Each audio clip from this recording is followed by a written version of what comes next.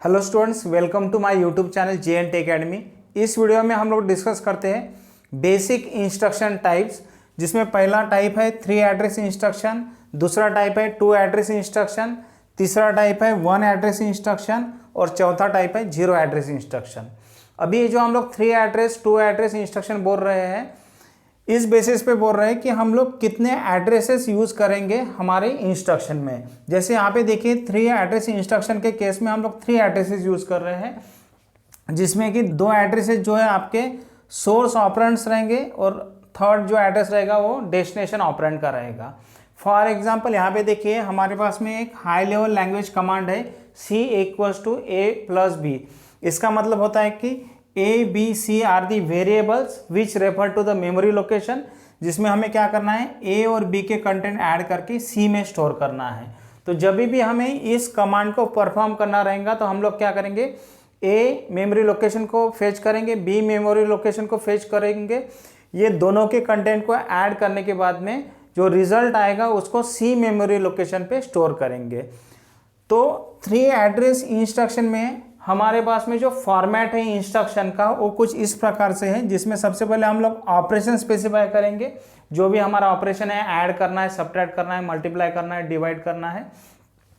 पहले 2 source operand यहाँ पे स्पेसिफाई करेंगे और जहाँ पे रिजल्ट स्टोर करना है डेस्टिनेशन ऑपरेंड हम लोग यहाँ पे स्पेसिफाई करेंगे। इस कमांड के केस में क्या होगा, हम लोग यहाँ पे लिखेंगे ऐड, उसके बाद में पहला सोर्स ऑपरेंड है हमारा A, दूसरा सोर्स ऑपरेंड है B और रिजल्ट हमें स्टोर करना है C में। ठीक है, तो ये इंस्ट्रक्शन आपका बन गया है add A, B, C। Okay, इस टाइप में जब हमें एड्रेसेस स्पेसिफाई करने पड़ेंगे तो उस केस में अगर एक एड्रेस को स्पेसिफाई करने के लिए अगर हमें K बिट्स लग रहे हैं तो टोटल 3 एड्रेसेस स्पेसिफाई करने के लिए हमें लगेंगे 3K बिट्स। ठीक है, तो जो कि बहुत ज़्यादा हो जाती है। सपोज एज्यूम करो कि हमारा जो एड्रेस का साइज है वो 32 बिट का है, तो उस केस में 3 एड्रेसेस को इंस्ट्रक्शन में स्पेसिफाई करने के लिए हमें टोटल लगेंगे 96 बिट्स। उसके वजह से क्या हो जाएगा, जो हमारा इंस्ट्रक्शन है उसका साइज जो है बढ़ जाएगा। ठीक है, तो ये ड्रॉबैक है। इसका मतलब ये है कि जो एक इंस्ट्रक्शन है वो हम लोग एक सिंगल वर्ड में अकोमोडेट नहीं कर सकते या 2 वर्ड में भी अकोमोडेट नहीं कर सकते। हमें मल्टीपल नंबर ऑफ वर्ड्स लगेंगे to accommodate the single instruction in 3 address format. Okay, तो अभी हम लोग डिस्कस करते हैं 2 एड्रेस इंस्ट्रक्शन, जिसका फॉर्मेट कुछ इस प्रकार का है। ऑपरेशन रहेगा, देन आपका सोर्स ऑपरेंड रहेगा, देन रहेगा आपका डेस्टिनेशन ऑपरेंड। अगर हम लोग इस कमांड के लिए 2 एड्रेस इंस्ट्रक्शन लिखते हैं तो वो कुछ इस प्रकार से होगा ऐड A, B। इसका मतलब ये होगा कि A के और B के कंटेंट ऐड करो और रिजल्ट कहाँ पे स्टोर करो, B में स्टोर करो। ठीक है, क्योंकि हमारा जो डेस्टिनेशन ऑपरेंड है वो इस साइड में है, राइट साइड में है। बट यहाँ पे देखिए B के कंटेंट क्या किए जाएंगे, ओवरराइट किए जाएंगे। तो जो B के कंटेंट है वो क्या हो जाएंगे, लॉस्ट हो गए। अगर हम लोग ऐसा नहीं चाहते हैं कि B के कंटेंट लॉस्ट नहीं होना चाहिए, ठीक है, क्योंकि हमें रिजल्ट तो C में स्टोर करना है, तो उस केस में हम लोग सबसे पहले क्या करते हैं, कुछ इस प्रकार की कमांड लिखते हैं मूव B के कंटेंट इनटू C। ठीक है, B के कंटेंट जो भी है C में मूव हो जाएंगे और उसके बाद हम लोग लिखते हैं ऐड A, C। इससे क्या होगा कि जो आपके B के कंटेंट है वो C में अवेलेबल है और हम लोग क्या कर रहे हैं A के कंटेंट को C के साथ में ऐड करके रिजल्ट कहाँ पे स्टोर करेंगे, C में स्टोर करेंगे। इसके वजह से क्या होगा, आपके A और B के कंटेंट जो है एज इट इज रहेंगे, प्रिजर्व रहेंगे और जो रिजल्ट है वो C में अवेलेबल हो जाएगा। फाइन, तो यही कमांड को परफॉर्म करने के लिए हमें यहाँ पे 2 इंस्ट्रक्शन लिखने पड़ेंगे। पहला इंस्ट्रक्शन है मूव B, C और दूसरा इंस्ट्रक्शन है ऐड A, C और रिजल्ट आ जाएगा C में। बहुत सारे कंप्यूटर आर्किटेक्चर में आपको दिखेगा कि जो डेस्टिनेशन ऑपरेंड है वो इस साइड में रह सकता है और सोर्स ऑपरेंड जो है इस साइड में हो सकता है। तो कुछ आर्किटेक्चर ये फॉर्मेट फॉलो करते हैं, कुछ आर्किटेक्चर में आपका डेस्टिनेशन ऑपरेंड इस साइड में रहेगा और सोर्स ऑपरेंड इस साइड में रहेगा। तो उस हिसाब से हम लोग अप्रोप्रिएट मशीन लैंग्वेज इंस्ट्रक्शन लिख सकते हैं। ओके, और हम लोग चाहते हैं कि हमारे मोस्ट ऑफ द ऑपरेंड जो है वो प्रोसेसर रजिस्टर में अवेलेबल हो।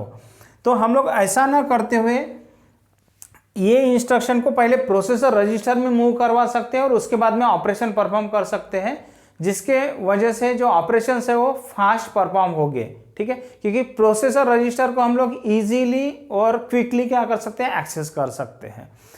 Then next comes the one address instruction. One address instruction में हम लोग क्या करेंगे, एक स्पेशल प्रोसेसर रजिस्टर का यूज करेंगे जिसका नाम है एक्यूमुलेटर।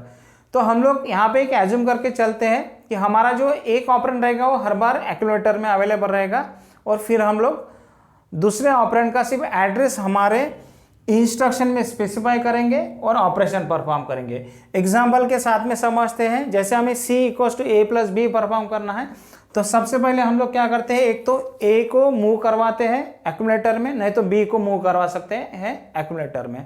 तो उसके लिए हम लोग लिखेंगे लोड। ठीक है, यहाँ पे जो इंस्ट्रक्शन यूज करते हैं हम लोग लोड और स्टोर यूज करते हैं।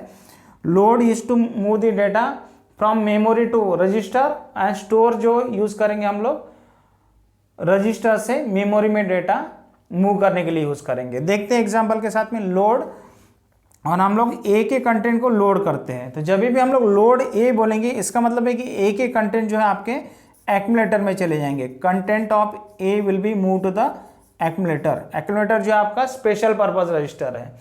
देन हम लोग लिखते हैं ऐड बी। ठीक है, इसका मतलब यह है कि एक्यूमुलेटर के साथ में क्या ऐड होगा, बी के कंटेंट ऐड हो जाएंगे, और आपका रिजल्ट जो है कहाँ पे आ जाएगा, एक्यूमुलेटर में आ जाएगा। ओके, और फाइनली हम लोग चाहते हैं कि ये जो रिजल्ट है कहाँ पे स्टोर करें, सी मेमोरी लोकेशन में। उसके लिए हम लोग कमांड लिखते हैं स्टोर, और कहाँ पे स्टोर करना है हमें, एक्चुअली सी में। इसका मतलब यह है कि आपकी जो एक्यूमुलेटर के कंटेंट है वो कहाँ पे मूव किए जाएंगे, सी मेमोरी लोकेशन पे मूव किए जाएंगे। इस प्रकार से हम लोग क्या कर सकते हैं, वन एड्रेस इंस्ट्रक्शन लिख सकते हैं, जिसमें हर एक इंस्ट्रक्शन में आप देखोगे कि एक ही सिंगल एड्रेस यहाँ पे हमने स्पेसिफाई किया है। Fine, and then next come the zero address instruction. Zero address instruction में हम लोग क्या करते हैं, एक स्टैक का यूज करते हैं। ठीक है, ये जो आपका पुश डाउन स्टैक है इसका यूज करते हैं, और जो हमारे ऑपरेंड्स रहेंगे वो ऑपरेंड्स स्टैक में अवेलेबल रहेंगे, और हम लोग सिंपली कमांड स्पेसिफाई करेंगे या इंस्ट्रक्शन देंगे ऐड करो, तो इस तब क्या होगा, जो आपके टॉप के 2 एलिमेंट्स है वो एक में के साथ में ऐड होके रिजल्ट जो है आपका टॉप ऑफ द स्टैक में स्टोर किया जाएगा। फॉर एग्जांपल इसी इंस्ट्रक्शन के लिए हम लोग लिखते हैं जीरो एड्रेस इंस्ट्रक्शन। तो सबसे पहले हम लोग लिखते हैं पुश, क्योंकि हमें ए और बी को क्या करना है, स्टैक में पुश कर देना है। तो हम लोग सबसे पहले लिखेंगे पुश ए, तो ए के कंटेंट जो है आपके स्टैक में आ जाएंगे।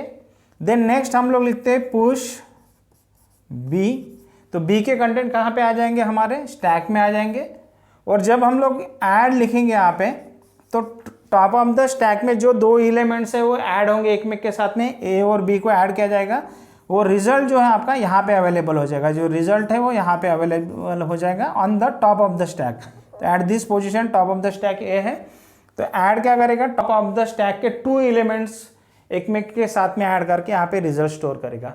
और फाइनली हम लोग क्या करेंगे, इसको पॉप करेंगे टॉप ऑफ द स्टैक, और पॉप करके कहाँ पे स्टोर करेंगे, सी में स्टोर करेंगे। ठीक है, तो यहाँ पे जो इंस्ट्रक्शंस हम लोग लिख रहे हैं, इंस्ट्रक्शन में जीरो एड्रेसेस स्पेसिफाई कर रहे हैं और ऑपरेशन परफॉर्म कर रहे हैं, उसके वजह से इसको कहा जाता है जीरो एड्रेस इंस्ट्रक्शन। ओके, तो these are 4 different types of instruction which are used in different assembly language and different architecture. Okay, video अच्छा लगा हो तो प्लीज़ लाइक और शेयर करें और मेरे यूट्यूब चैनल को सब्सक्राइब करें। मिलते हैं नेक्स्ट वीडियो में।